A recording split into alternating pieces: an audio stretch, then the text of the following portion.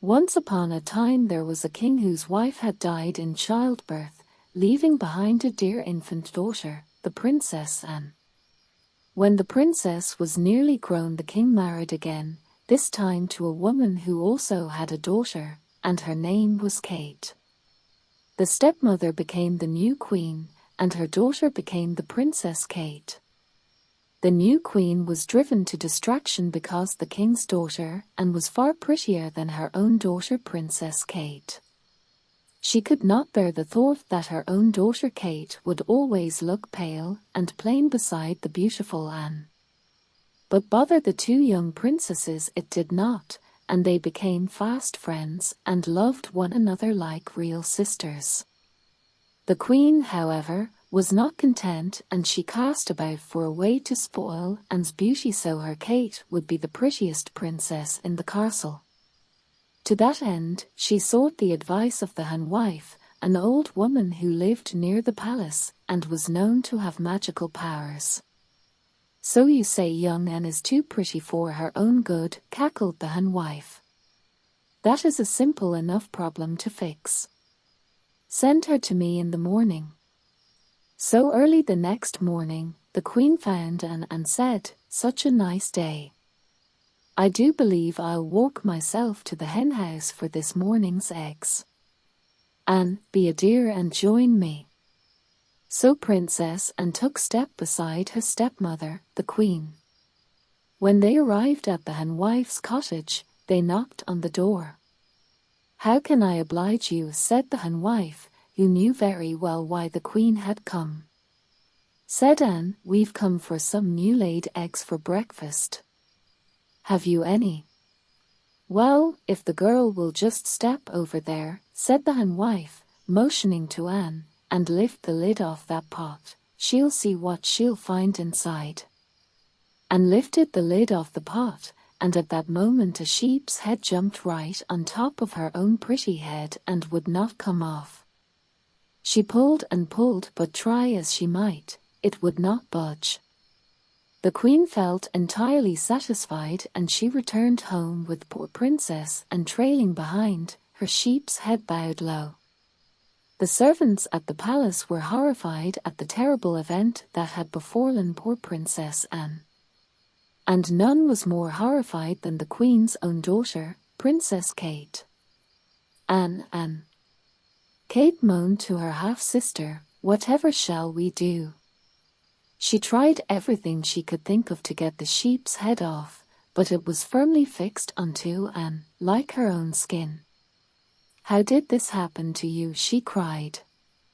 But whenever poor Anne tried to tell Kate, nothing came from her mouth. "Well, we can't let you be seen like this," Kate decided. She took a fine linen cloth and wrapped it around her sister's head.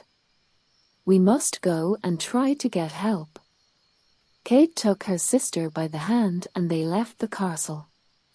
They went on, and they went on and on and on, till at last they came to a castle. Kate knocked at the castle door and asked for a night's lodging for herself and her poor sick sister.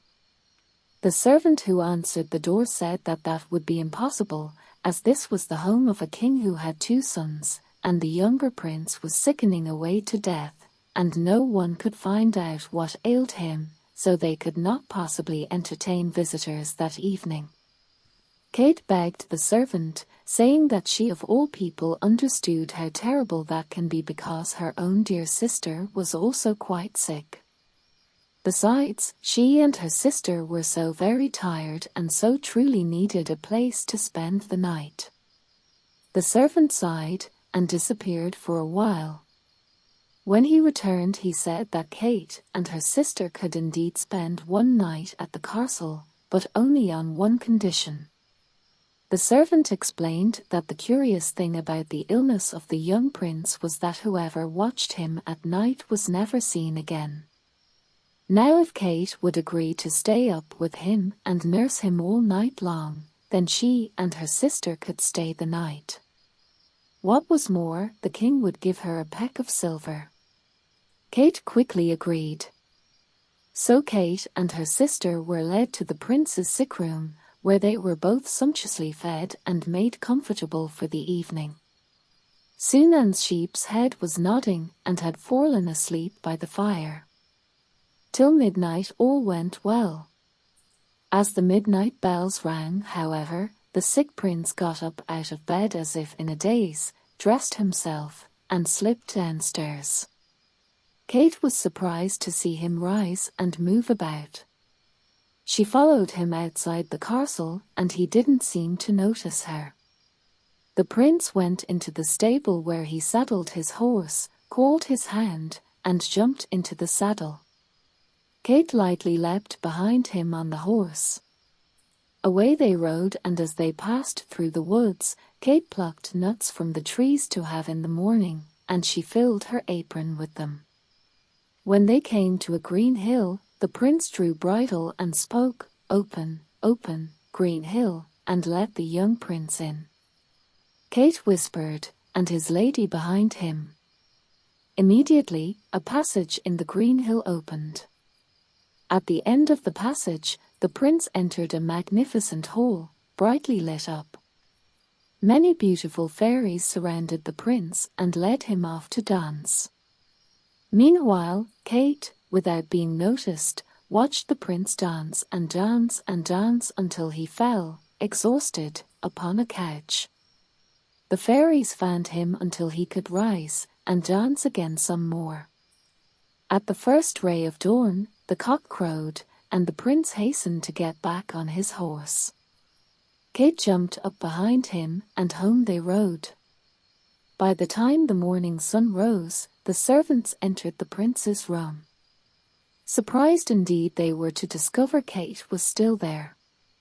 There sat the girl, sitting by the fire, cracking nuts. Kate said the prince had had a good night, and that she would gladly sit up with him again a second night, but for that she must have a peck of gold. The second night passed in much the same way. The prince rose at midnight and rode away to the green hill and the fairies' ball, and Kate went with him, gathering nuts as they rode through the forest. This time, she did not watch the prince as closely, for she knew what he would do, dance and dance all night long with the fairies. Instead, she watched a fairy baby play with a wand. Then, she overheard one of the fairies say, 3 strokes of that wand would make Kate's sick sister as pretty as ever she was. So Kate rolled nuts to the fairy baby till the baby set down the wand in order to crawl after the nuts. Then Kate quickly picked up the wand and wrapped it in her apron. At cockcrow she and the prince rode home as before. When the castle servants came in the next morning, they again found Kate sitting at the fireside cracking nuts. "You are still here again," they cried.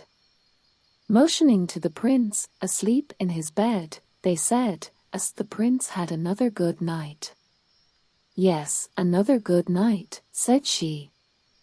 As soon as the castle servants left, Kate removed the linen that covered her sister's sheep's head.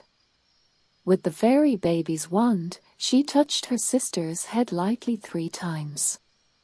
At once the nasty sheep's head fell off, and Anne was her own pretty self again. The 2 princesses were both delighted.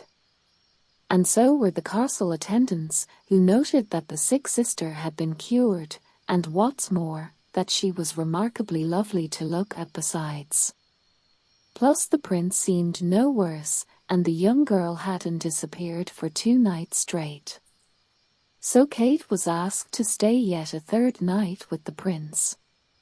She agreed, but only if she should marry the sick prince. All went on as on the first 2 nights. This time the fairy baby was playing with a basket of barley, and Kate heard one of the fairies say, 3 sips of barley soup would make the sick prince as well as ever he was. So Kate rolled a few nuts she had gathered to the fairy baby, who left the basket of barley behind to chase after them. Then she reached into the basket and put a handful of barley into her apron. At cockcrow they set off again, but instead of cracking her nuts as she had done before, this time Kate boiled the barley and made a pot of barley soup. Soon there arose a very savory smell. "Oh," said the sick prince, "I wish I had a sip of that barley soup." So Kate gave him a spoonful of the soup, and he rose up on his elbow. By and by he cried out again, "Oh, if only I had but another sip of that soup." So Kate gave him another spoonful, and he sat up on his bed. Then he said again, "Oh, for but a third spoonful of it." So Kate gave him a third spoonful, and he rose hale and strong, completely cured. Then the prince dressed himself, and sat down by the fire. When the castle servants came into the prince's room the next morning, they were astonished to find the prince sitting beside Kate, and the two of them chatting away and happily cracking nuts by the fire. Meanwhile the prince's brother had met Anne in the castle byways, and he had fallen in love with her, as nearly everybody did. Soon it was agreed that the two of them, too, should be married. And so the two princesses married the two princes, and all of them lived happily ever after. Thank you for watching. If you liked the video, please give it a thumbs up, and subscribe for more short stories for kids.